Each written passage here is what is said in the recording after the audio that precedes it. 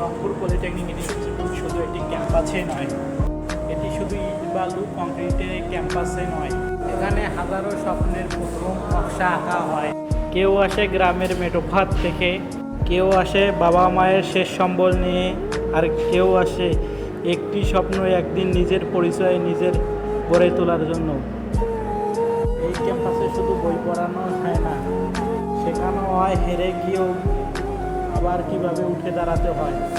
ওয়ার্কশপের ঘাম, ল্যাবের ভুল, পরীক্ষার টেনশন, বন্ধুদের আড্ডা, ক্যান্টিনের চা, এসব মিলেই গড়ে ওঠে জীবনের সবচেয়ে সুন্দর অধ্যায়।